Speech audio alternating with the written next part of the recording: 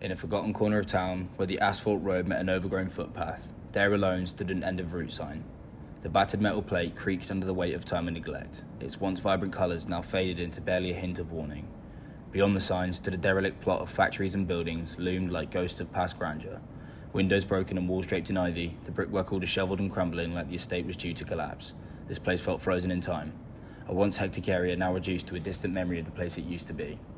One crisp autumn morning, as the sun rose and painted the sky with hues of pink, orange and red, a long-haired tabby cat prowled the deserted grounds of the estate.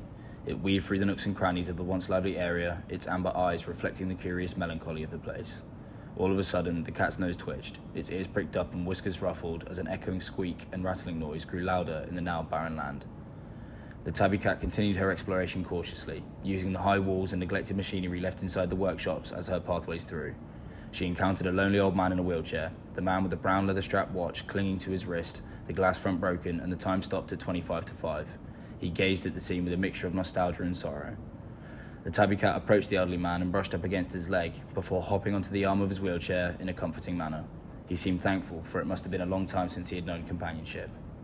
With an initial hesitance, followed by a sudden eagerness, the man began to speak to the tabby cat as if he had known her for decades.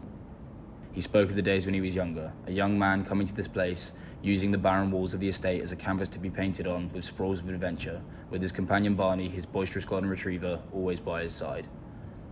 The man began to tell a tale of the day his lifestyle changed. With a keen eye, the tabby cat stopped to listen as the man began. One sleepy afternoon, decades ago, he received a call from an old friend. "Come and have a drink with me," the voice said. "We haven't seen each other in ages." So the impetuous young man, in a state of sheer boredom, agreed with excitement. He packed his things and started to leave, his companion Barney eager to come along but stayed due to his master's orders. They drank and smoked for hours and hours until it was time to leave. It was a beautiful evening for the both of them. The sky danced with a kaleidoscope of colour as the two reminisced on the days they had forgotten. When it was time to leave, the man hopped on his bike and decided to cycle to the factories. He wanted to paint, he wanted to explore. He had a sharp burst for adventure that he needed to chase. 7 pints later, and barely being able to walk straight, he decided to set off cycling. The road he had to take seemed treacherous and unsafe. A series of steep hills with rash twists and turns till the bottom where the estate laid. Any other person wouldn't attempt it in this condition, but the man was sure of himself and carelessly set off onto what he thought would be an easy ride.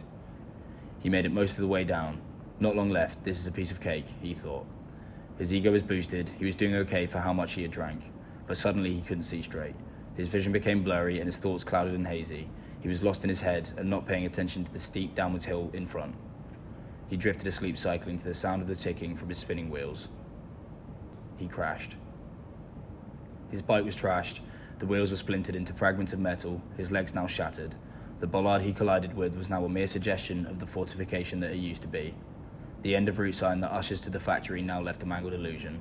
In his heart, a pit had opened, a feeling of emptiness. He knew that he wouldn't be able to return to this place. He knew that he wouldn't be able to take Barney back here, as from this day forth, the now elderly man's life had changed. The irreparable damage meant that he could no longer walk. He felt anger, sadness. He was lost. He was still. Many years had passed. The man had lost his ability to move, but never lost his passion for creating. He became content with his newly uneventful lifestyle. He spent his days with his companion, pursuing uninteresting activities in his home. The home with the ruby-red door which he had once ignored. He found beauty in the mundane. He painted his walls, he painted his fences, he painted his door with illustrations of the reckless life that he once lived. The factory became deserted, more so than it used to be.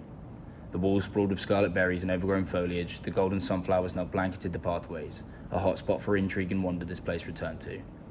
As they grew older together, the man and his now senior dog needed to see their desolate kingdom once more. They travelled to the factory where they once thrived and lived freely, meandering through the lush green pathways that they once ruled.